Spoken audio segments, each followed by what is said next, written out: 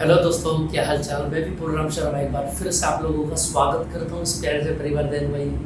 दोस्तों, बात करते हैं आज चैप्टर नंबर 4 के अंतिम चरण की।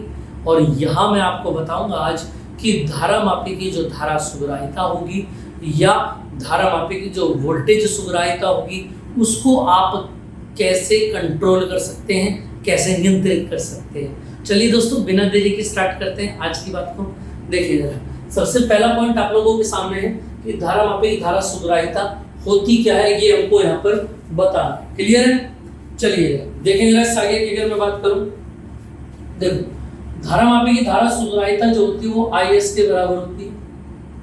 और इसका फॉर्मूला मैं आपको पहले बता देता हूँ, क्योंकि फॉर्मूले से ही हम क्या बनाएंगे, इसकी डेफिनेशन बनाएंगे।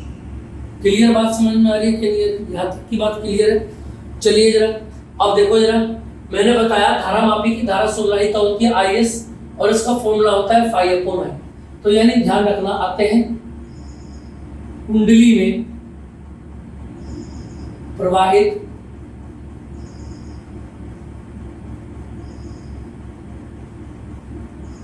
प्रति एकांक धारा से उत्पन्न विक्षेप को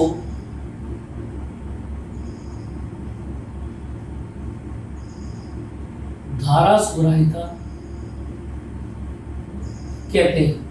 क्लियर बात समझ में आ रही? क्या कहते हैं इसको भैया? धारा सुग्राहिता कहते हैं। क्लियर है? चलो, तो फॉर्मूला बन गया IS बराबर क्या हो गया, φ/I हो गया। इतनी बात क्लियर है? देखिए जरा, अब अगर मैं आगे बोलूंगा इसके बारे में, इसको देखिए जरा ध्यान से। भाई मुझे एक बात का पता, I बराबर क्या होता है, C/φ/NB। ये पहले की क्लास में मैंने आपको कराया था। क्लियर है? और इसी फॉर्मूला को उठा के आप यहाँ पर पुट करेंगे, IS इक्वल टू बोलो φ/, बोलो नीचे I है तो इसकी जगह पर रखो वैल्यू, कितना बनेगा C/φ और NB ये कहाँ आ गया, ऊपर आ गया। क्लियर है भैया? चलो जी, फाइ से फाइ कैंसिल, तो IS बराबर कितना आ गया, बोलो NB/C आ गया। ये फॉर्मूला आ गया हमारा IS। क्लियर है बात? अब देखो, यहां से एक पॉइंट बनता है क्या, कि धारा सुग्राहिता को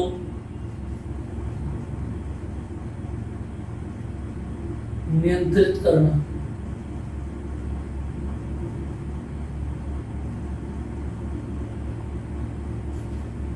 अब इसको कंट्रोल कैसे करेंगे? देखो, कंट्रोल करने का तरीका क्या है,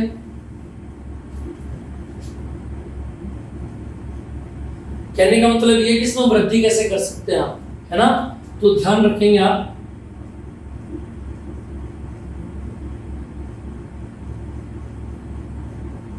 धारा सुग्राहिता की वृद्धि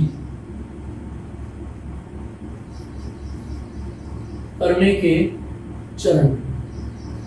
तो देखो जरा, पहला क्या पॉइंट हो जाता है, देखो N। सबसे पहला देखो, IS जो है वो समानुपाती किसके है, इन तीनों के है। तो इन तीनों के मान को बढ़ाकर आप IS का मान बढ़ा सकते हैं। लेकिन नीचे कौन लिखा हुआ है, C, तो व्युत्क्रम में कौन है, C है, तो C के मान को तो घटाकर बाकी इन तीनों के मान को बढ़ाकर, देखो N के मान में वृद्धि करके, दूसरा आ जाता है B के मान में, भैया समझ में आ रहा है ना आपको, वृद्धि करके, और तीसरा आ जाता है भैया A के मान में वृद्धि करके, और चौथा आ जाता है भैया C के मान में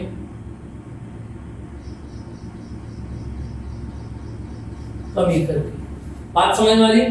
तो इन तीनों पॉइंट के थ्रू हम क्या कर सकते हैं, इन तीनों पॉइंट्स के थ्रू हम क्या कर सकते हैं भैया, बताना जरा। तीनों पॉइंट के थ्रू हम ये बात बता सकते हैं कि क्या होगा, इन तीनों को कम करके, इन तीनों को तो कम बढ़ा करके, और इस अकेले को कम करके हम क्या कर सकते हैं, इसको हम बढ़ा सकते हैं। तो ये फॉर्मूला आ गया होगा आपको। IS बराबर क्या होता है, NB/C होता है। ये फॉर्मूला ही आपको याद रखना है, ठीक है? चलिए अब इससे आगे की बात को स्टार्ट करते हैं। स्क्रीनशॉट लेना चाहे तो ले सकते हैं, बाकी PDF आपको ग्रुप में मिल जाएगी। ठीक है बच्चा लोग, चले जरा देखो ये अगले पॉइंट में आ जाते हैं।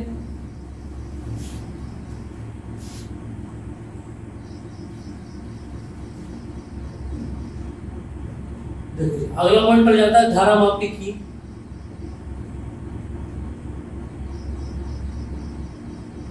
वोल्टेज सुग्राहिता, ठीक है भैया। और अगर मैं बात करूं इसके फॉर्मूले की, तो इसका फॉर्मूला क्या हो जाता है देखना जरा। अगर मैं बोलूं कि इसकी वोल्टेज सुग्राहिता कितनी हो जाती है, तो देखो Vs बराबर phi/V, यानी कहने का मतलब ये होगा कुंडली में प्रति एकांश वोल्टेज से, बस ये नाम चेंज करना है। यहाँ से वोल्टेज से उत्पन्न विक्षेप को क्या कहते हैं? वोल्टेज सुग्राहिता कहते हैं। क्या कहते हैं भैया?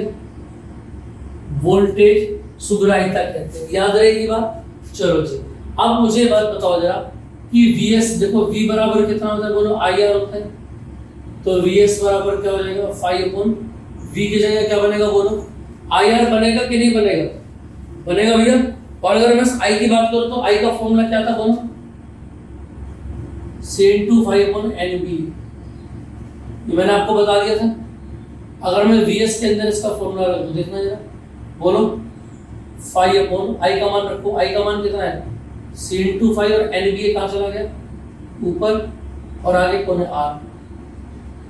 देखो phi से phi कैंसिल, तो Vs कितना आ गया बोलो?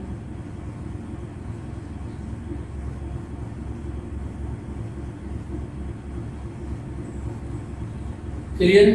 अब देखो इस Vs के मान को बढ़ाने के लिए क्या करेंगे बोलो? N के मान को बढ़ाकर, B के मान को बढ़ाकर, और A के मान को बढ़ाकर, और C के मान में कमी, और पांचवा आ जाता है R के मान में कमी।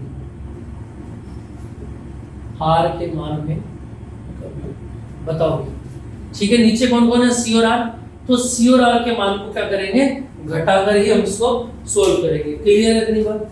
इतनी बात समझ में आ गई भैया? इसका स्क्रीनशॉट लेना चाहे तो ले सकते हैं आप लोग, ठीक है। जल्दी से करें जरा इसको, आप स्क्रीनशॉट ले सकते हैं इसका। बाकी इसकी कॉपी नोट्स बनाए तो ज्यादा अच्छा रहेगा।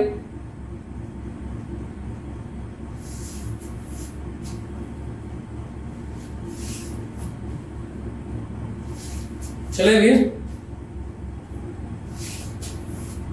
चलो अब इसके बाद एक पॉइंट और आ जाता है, देखेंगे जरा। एक पॉइंट यहां से और पूछ लिया जाता है कभी कभार, और पॉइंट का नाम है त्रिज्यीय चुंबकीय क्षेत्र।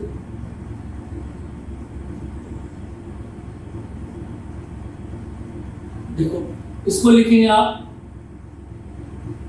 अवतलाकार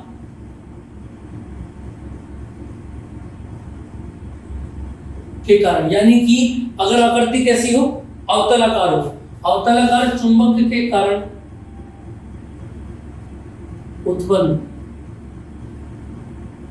चुंबकीय क्षेत्र को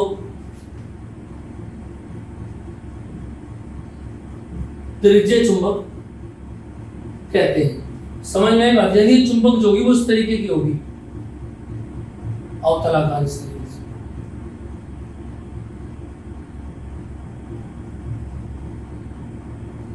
एक चुंबकीय होगी और एक चुंबकीय होगी। समझ में आई बात? ये रेखा यहां से ऐसे जाएंगी और ये सब पार हो जाएंगी आगे, और उनके बीच के अंदर कितना होता है? कुंडली का तल जो होगा और चुंबकीय क्षेत्र के बीच का कोण कितना होगा? 90 डिग्री होगा। इतनी बात समझ में? बस इसमें इतनी बात आपको लिखनी है। बाकी लिख सकते हैं कि कुंडली के तल और चुंबकीय क्षेत्र के बीच का एंगल 90 डिग्री है। इतना ही सब पूछा जाएगा, इससे ज्यादा डीप नहीं पूछा जाएगा, ठीक। चलिए तो दोस्तों फिर मिलते हैं नेक्स्ट क्लास में। आई होप आपको क्लासेस बहुत अच्छी लगी होंगी। मिलते हैं नेक्स्ट क्लास में नए टॉपिक के साथ और कुछ नई बातों के साथ। चलिए दोस्तों, जय हिंद।